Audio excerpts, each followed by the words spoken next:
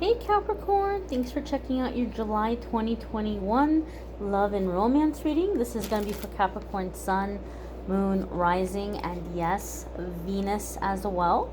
See what's happening here for the Capricorn Collective. If you're tired of love readings, you came to the right channel. You just clicked on the wrong video. Every week I do readings where we talk about everything other than love. Once a week I do a love reading, and that's what this is here. So without further ado, my dears, let's connect here and see what's coming up for Capricorn Sun, Moon, Rising, and Venus in love and romance for July 2021. Let's go right on into it here, my dears.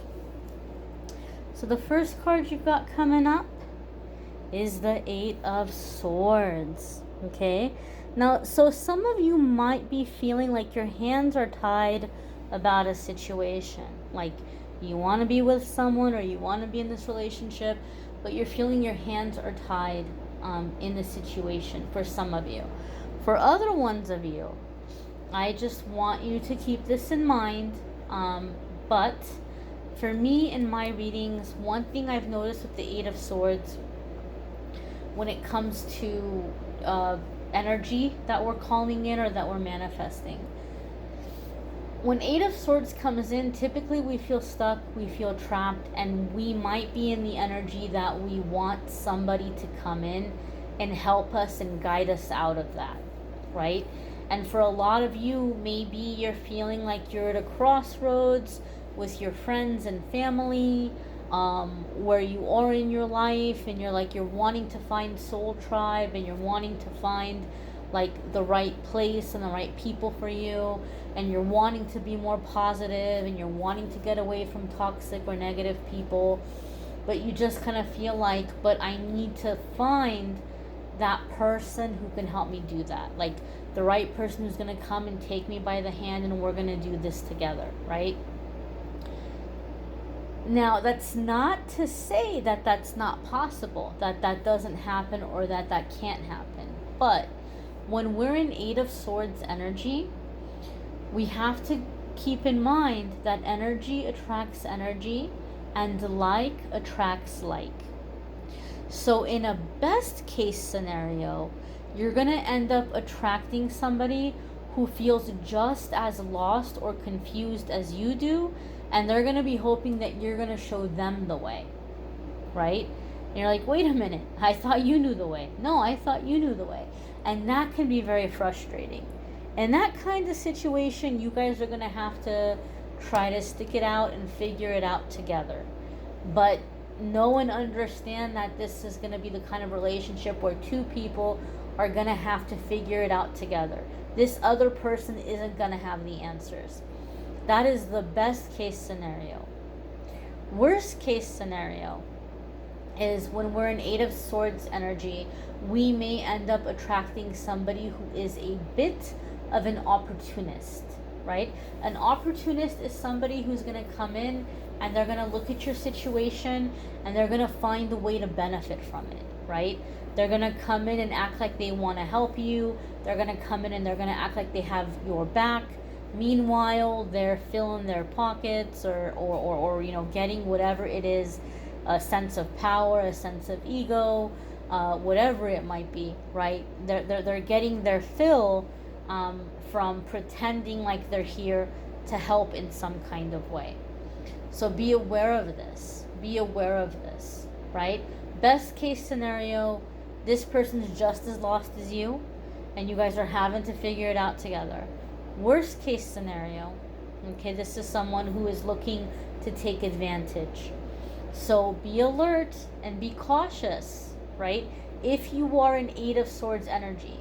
For other ones of you, you may be feeling like your patience is wearing thin with someone that you're involved with because you're looking at them and you're seeing the Eight of Swords. And you're like, my gosh, like this person just wants me to spoon feed them everything, or this person wants me to come in and like be the rescuer or be the hero, but like they gotta get moving, right? That's one thing about Capricorns that I've noticed. Capricorns have a hard time being around with people or being close with people or involved with people who don't have any ambitions or who don't have any drive. And I don't think that this is someone who doesn't have ambition or doesn't have drive. They could just be a little bit discouraged right now. They may be lacking confidence. They may be scared to put themselves out there. But it's like frustrating some of you. Like you don't like it. Like you're wanting this person to be a little bit more independent. Okay? So the role can be reversed for some of you.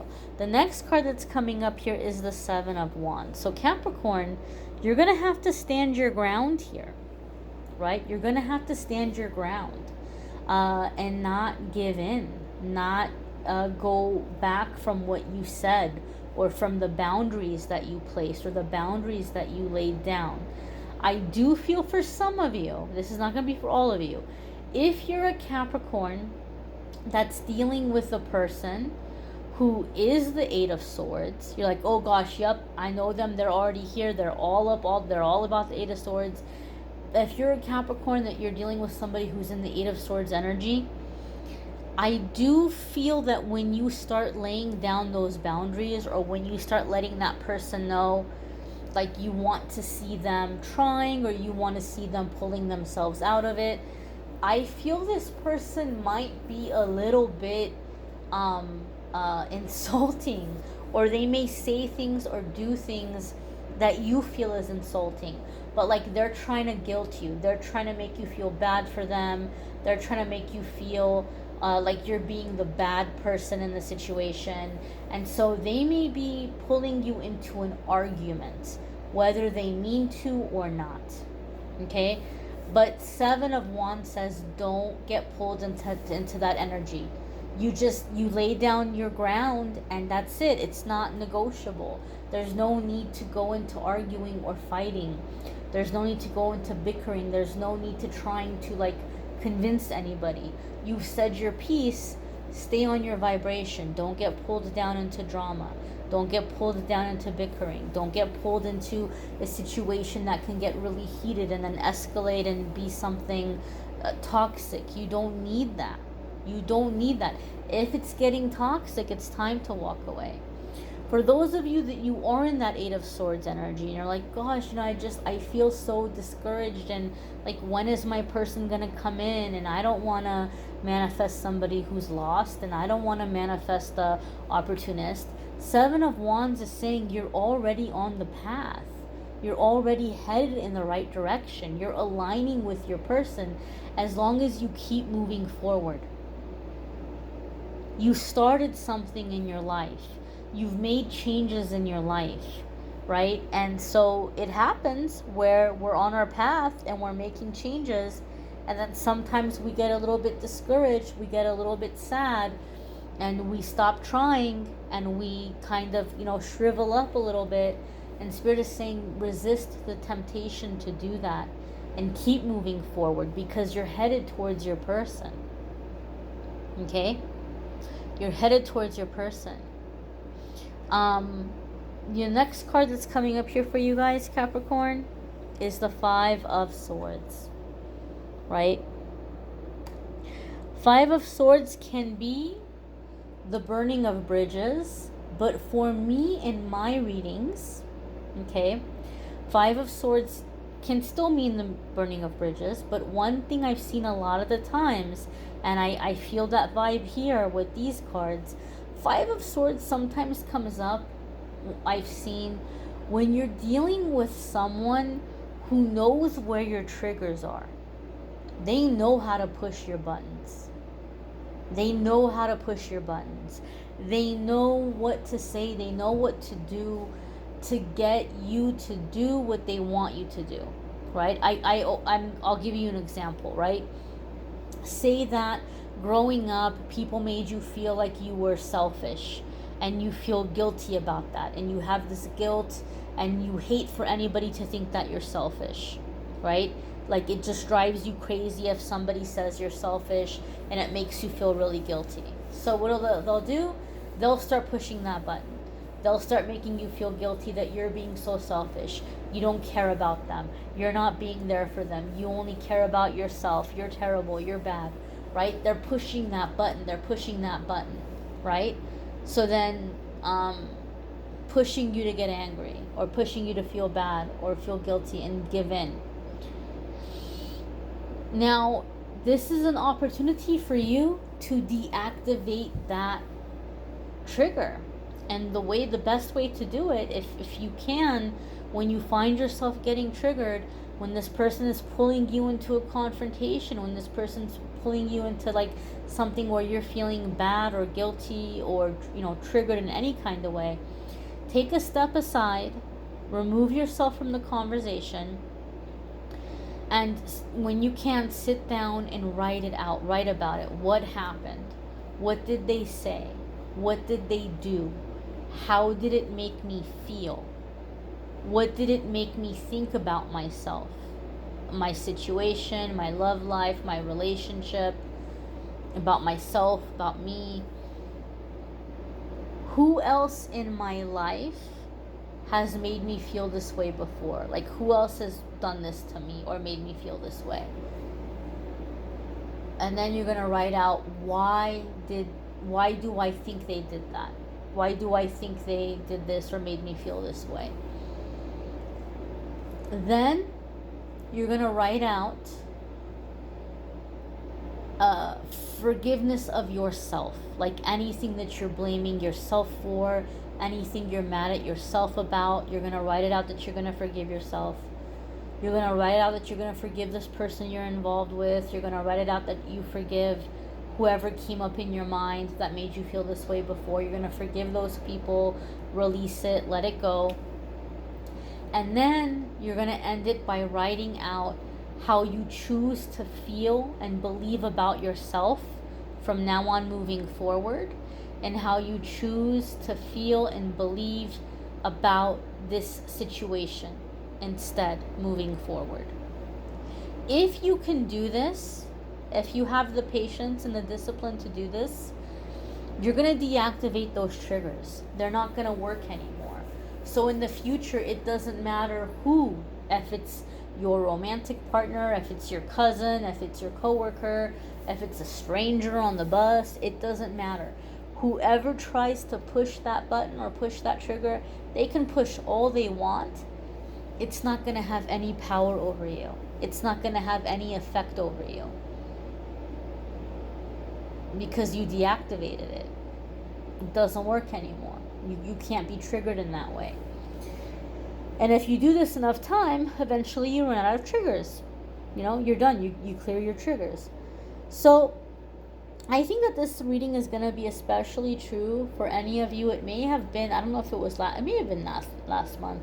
I think Capricorn had something coming up about how some of you were dealing with someone who was coming in with tough love. Okay, so if that resonated for you, I would say that I could definitely see a tough love situation that you might feel like it's getting a little bit out of hand. Like, it was good for a little bit, right? You're like, okay, that was good, it kicked my butt in gear, but hey, let's have some boundaries here now, right? And so for a lot of you, it's going to be having to clear those triggers. You know, if somebody's making you feel bad or making you feel guilty about the situation, but you know, we got to lift ourselves up, right? Like, you're trying to keep yourself afloat. It's hard to keep yourself afloat if you got somebody else grabbing onto you and like, oh, well, carry me on your back while you're swimming. Well, how can I swim and have you laying on my back, you know?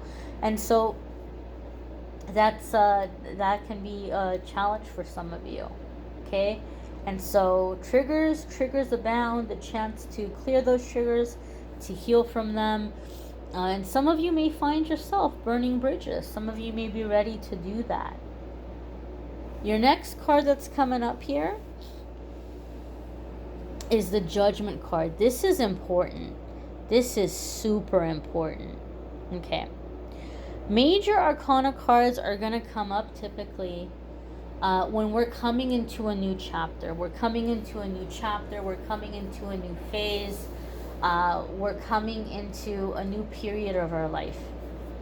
And so for me in my readings, when major arcana cards come up between two people, it tells me there's a strong past life connection, that you guys have had, lives together before, and that you guys have an agreement.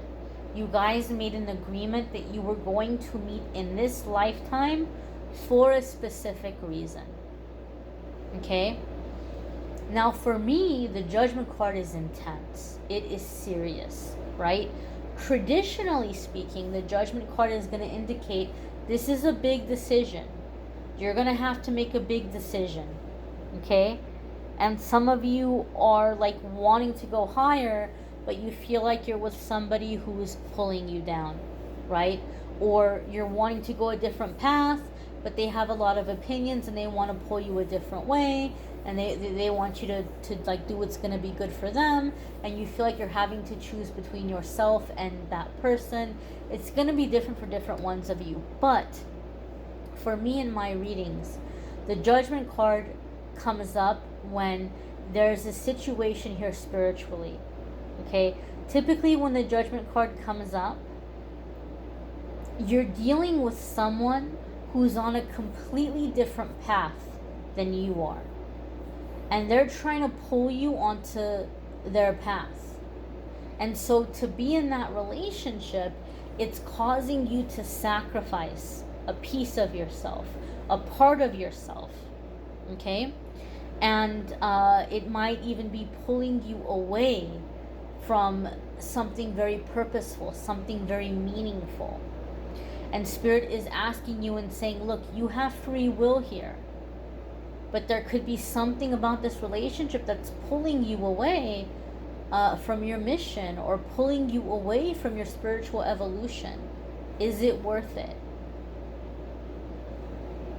Some of you are being called to something higher. And there's somebody like, grabbing onto you and saying, no, don't go. Stay here and help me. And if you don't, you're a terrible person. What are you going to do?